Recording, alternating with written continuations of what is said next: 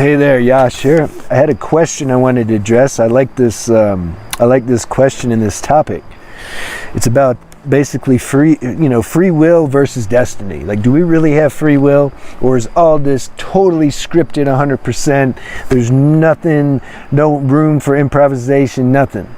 This is what we're going to talk about. It's from Stanley Johnson. I have a question, Yash. Since detaching from my ego a few years ago, I've wondered if you believe that when something's meant to be in your life, it's going to come to pass in divine timing. Obviously, yes. Not a second sooner or a second later. Okay, that's the part we're going to discuss.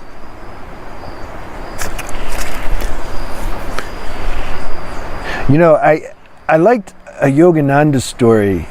Autobiography of a Yogi was a good book, but it reminds me of when he was talking about this,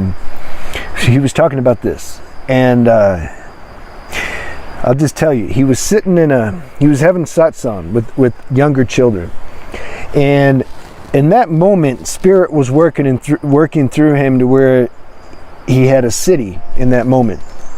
He didn't take it personal, like, oh, I have this power now, and who knows, maybe that left him, the next day, we don't know.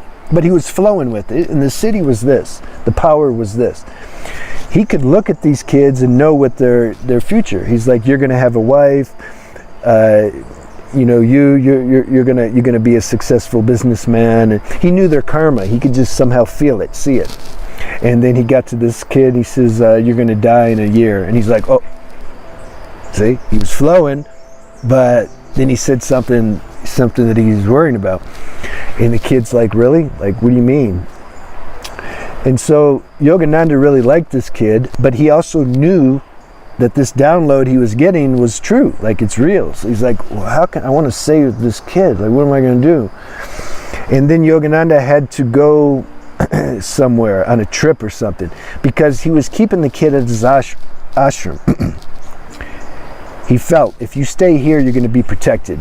The divine forces will help nullify this karma for a while. So, because this was the play, it's like he was somewhat attached to the kid, and he wanted. You understand, though. This is why, like these non-dual, parrots, like everything's a thought, and this is a thought, and the attachment's a thought. It's like, number one, they're not really living life like that. If something goes down, see, put the camera, it's easy to talk for 10 minutes. I think you know. Put the camera on them when something goes down. You see, they're going to be experiencing life that they're pretending they're not now. So it's very natural. Like, never get to where you're going to try to just be cynical about life. As long as you have an emotional body, you're gonna be feeling some things, and attachment can come up, and it's cool, it's okay. Don't think you're not spiritual. Oh no, all right? Because Yogananda got attached. Everybody gets attached. No problem. That's a tax of a human life. It's great.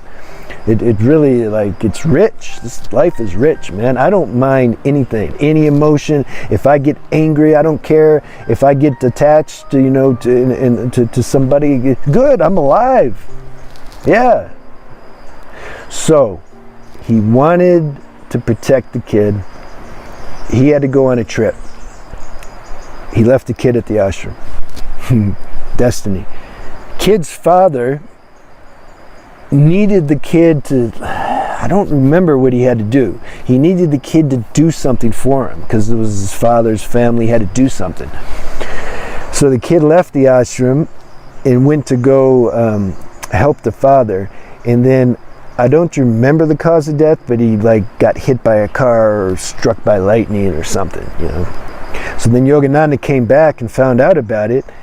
This was a strong statement, and his dad was crying. He says, well, I told you, why did you let him leave the ashram? The ashram, the energies there would have protected him. He says, you killed my son. He told the father that he killed his own son, because in Yogananda's heart, that was his son.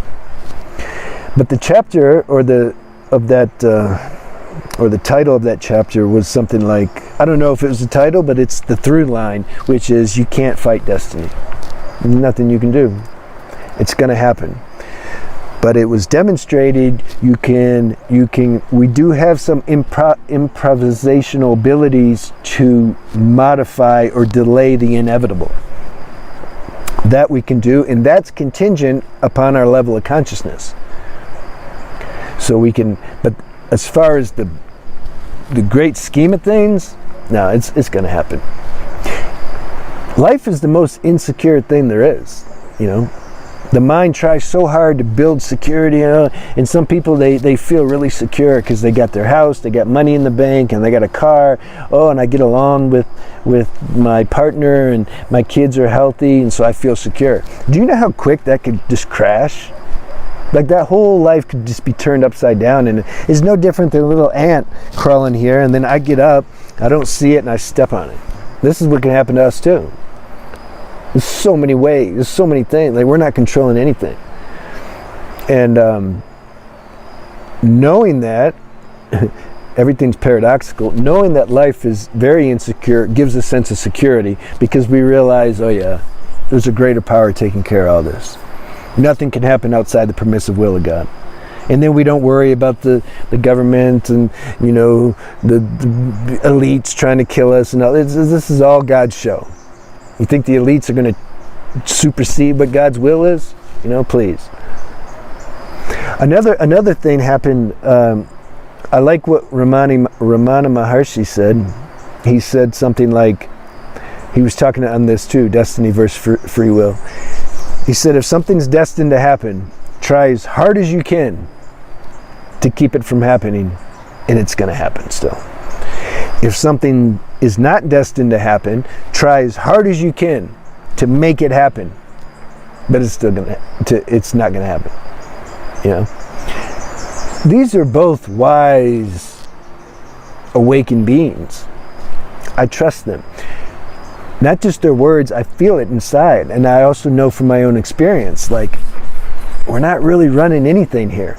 There's now part of the virtual reality program is we get to have the experience and the appearance that we're making choices and that we're choosing, and this affects this and that affects that. And yeah, on a microcosmic level, it does. It has some play there. You know, we're not just a bunch of robots. But on the larger level, script's been written, man. But isn't it cool that he gave us some improvisational ability? You know? I think that's nice. Watch The Adjustment Bureau. That's a good movie. With Matt Damon. I don't know, is that my favorite movie? They depicted this conversation that we're having right now. And they did it in a marvelous way. And I'm like, how do they do that so good? I liked it better than The Matrix, to be honest with you. Matrix pretty good too. That's you know, so there's the consciousness is making movies to demonstrate, to show the source, you know, to show that this is a movie. They're making a movie inside the movie.